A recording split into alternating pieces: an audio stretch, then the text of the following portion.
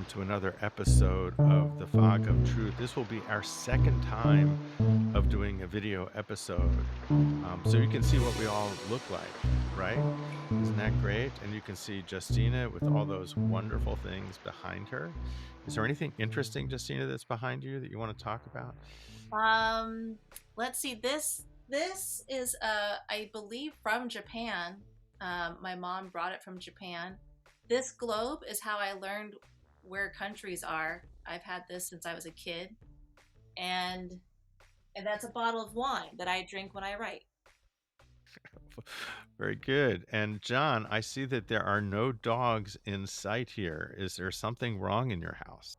Well, the dogs just had breakfast, so I'm sure that they're going to join me very quickly as they demand to go outside after they've had their breakfast. So we'll see. We'll see if they make an appearance. All right. Well, so today we're going to talk about a film that's on Netflix because it's good to talk about films that you can actually see, and it's called The Pez Outlaw. No one knew where he came from. But everybody wanted what he was selling. And this is a film that played around the film festival circuit for a long time and now is available on Netflix and is doing pretty well on Netflix. So, Justina, do you want to give us a brief description of what this film is about? Oh yes. Okay. So it's about a guy, Steve Glue, who basically makes millions of dollars, or at least $1 million, in the '90s, smuggling Pez dispensers into the U.S. from Eastern Europe. And a rivalry ensues between him and the president. The president decided what came into the U.S. and what didn't. He didn't just hate me. You could destroy his day by talking about me. Justina, you said the president, the bad guy, and the dogs went crazy. The dogs know who the evil guy is here. and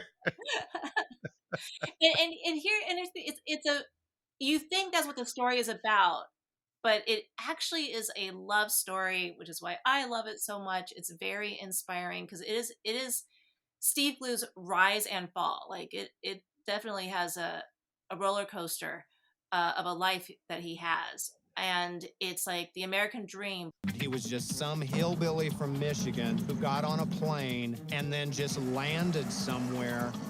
Turns into actually something so much deeper, in my opinion.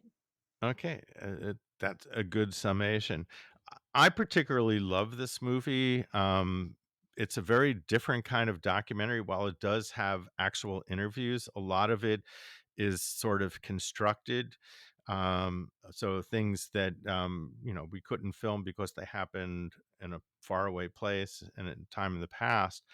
But the constructions to me are just really incredible. The performances are really good and quirky, and the art direction is just like over the top, wonderful and cheery and happy, and it's just really kind of wonderful.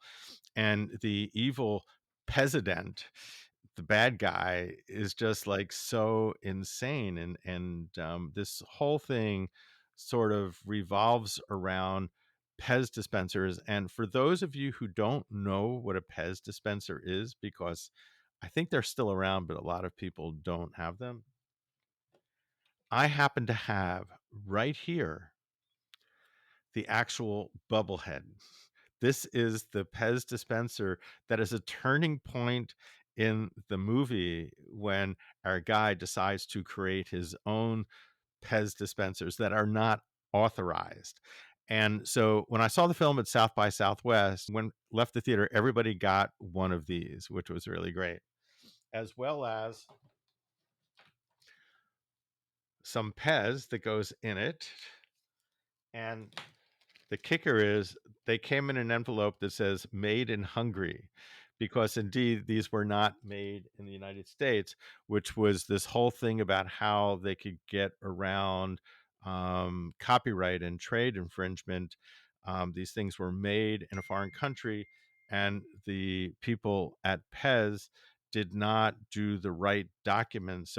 So this guy was able to import these materials and not have to pay for them.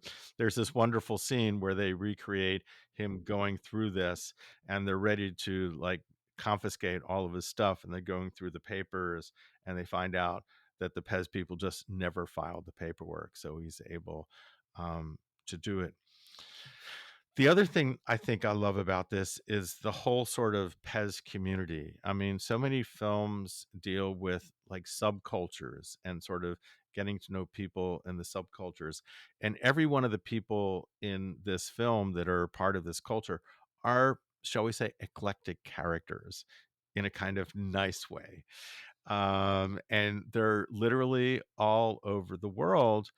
And I believe that all of these people sort of helped get this film made and shape this film. And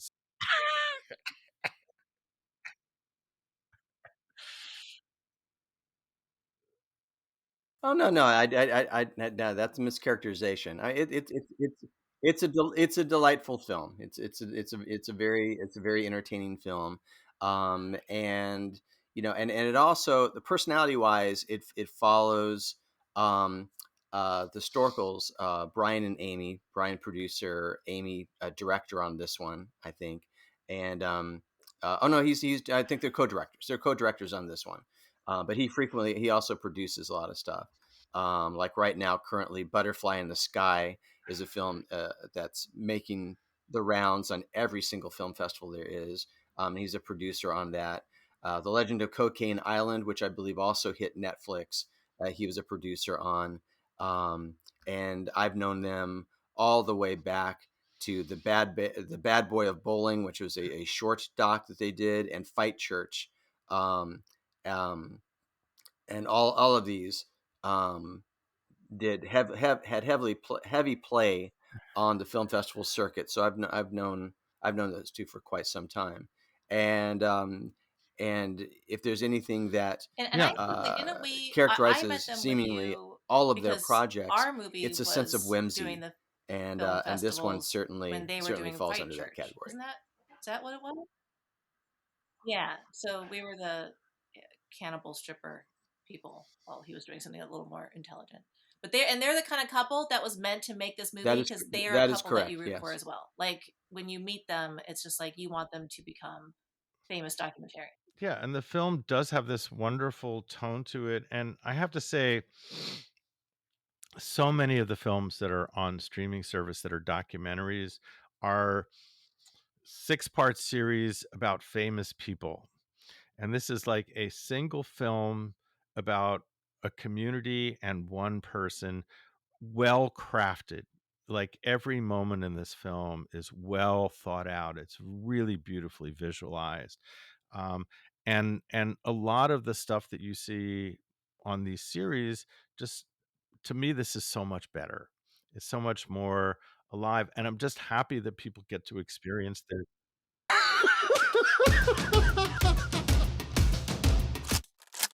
Some Pez are quite rare. And how much is this worth? Between $3,000 and $4,000. The most I ever paid for Pez was $11,000. For what?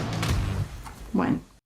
So another thing I like, and just sort of how this story develops, and indeed, Justina, thank you for pointing out the love story, which I think is, at the end of it, it's both love for his wife and his family. Um,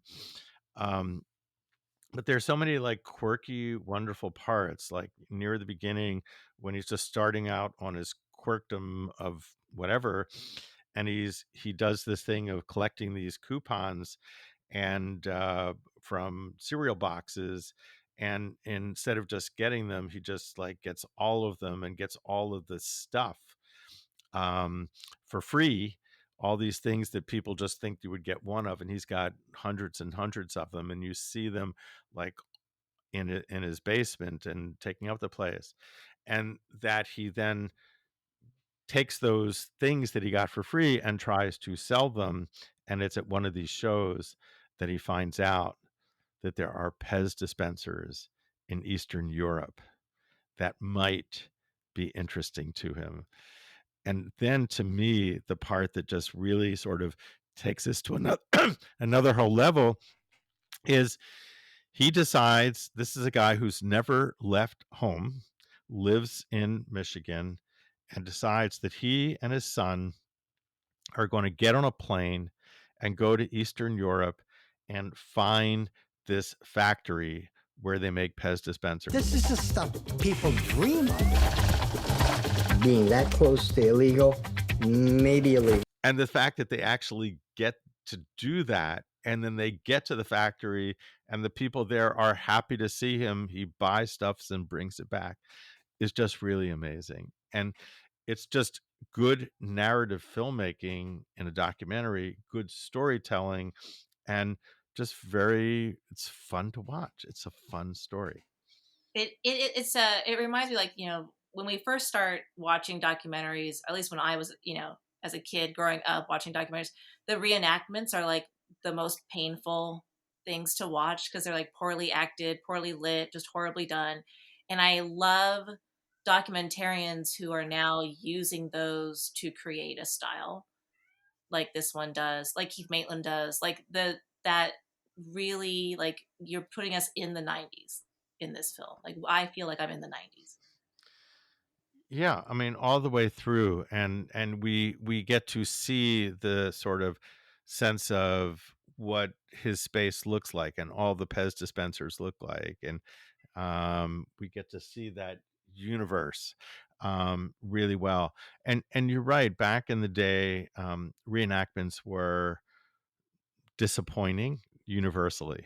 And then now we have filmmakers who are doing documentaries who have a good sense of how to produce, how to art direct, and how to direct either actors or non-actors. And this My personal but very strongly held unpopular opinion is that I believe every single human being on the planet has a story that fascinating. It just needs to be matched up with the right storyteller. And I feel like this is, and Steve Blues, he was like the easiest one to write a story about because he's so unusual and quirky and compulsive and has a severe case of how hard can it beism. But like, the I think we all have that in us. I think there's a documentary about us in every single person, and it's a humbling thing to think. Um, but also, like, if you ever want to write a documentary about somebody, this is a good starting place to research. absolutely. And I do believe that everybody has a good story. Um, some people know what their good story is, and some people might need to go to therapy to figure out what their good story is. But not everybody is a good storyteller, which is a completely different thing. And you know, this main character here, Steve, is really compulsive, right? He's compulsive in every kind of way. The filmmakers have the same sort of compulsiveness in creating that world. They're not going to settle for, oh, this sort of looks nice, right? We're going to create this factory, this universe with colors and shape and form that are just absolutely amazing. So they really, in conceiving of creating this space and the look for this, took the time and energy to make it happen in a really compelling and beautiful way. Mm. So, John, you look tired. Um, what in this film inspired you at all? Yeah, again, I think it's really, really good filmmaking, and yes, and it's stylish, and that's the other thing that we always hear complaints about talking head documentaries, and this film very much so has a very entertaining style to it, which I would think is one of the things that has led to it being very successful on Netflix, because you can tune out really quickly, despite the subject matter on a talking head documentary. But this is the kind of thing that is designed to keep our interest, with how it's shot, how it's presented, the bright colors, in the production design, all of that, that put it in a different level in terms of keeping an audience's. Yeah, and again, that it's on Netflix and doing well is like really great. I mean, it played in theaters in the context of film festivals, so it had, that kind of way. But most people will now experience this on a streaming service, and if you have a nice television, you will be rewarded by just the great visuals that this film has to offer. Just It's one yeah. thing about film festivals. This is why you should see these films in film festivals, because watching it alone, I mean, I get to talk to you guys about it, but like watching it alone on Netflix, you're going to want to talk about so many different aspects of it. Like, what is the role of a husband? Because that actually is a really important part of the film. What is the role of a wife? You know, all these like family, love, what's right or wrong, like who's the bad guy, who's the good guy, like that kind of stuff. Those are all things that you get to talk about when you see it with an audience that you don't get to do when you turn it off and go to bed. Hands up or I shoot you. With a genuine Pez shooter. All right, so here is my challenge to you out there. I'm looking at you watching this podcast right now.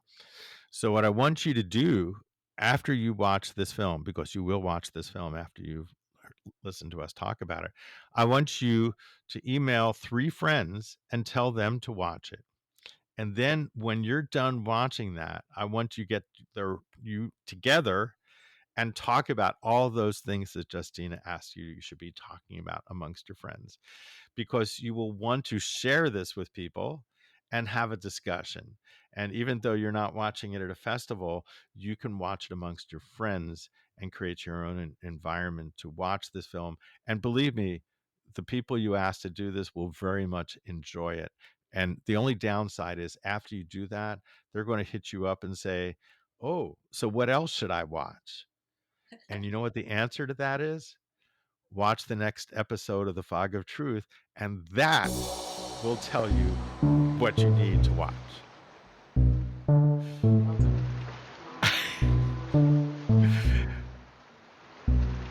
That was one of the best bait and switches I've ever heard.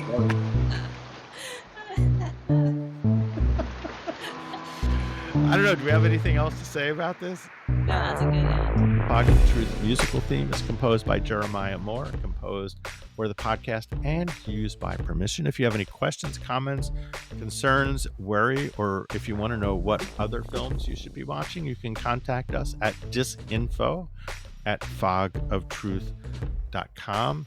We'll see you next week. We are going to be on a regular schedule, so you're going to be seeing them. And by the way, let us know if you like seeing us, or would you rather just like to hear us? That would be a nice thing to know.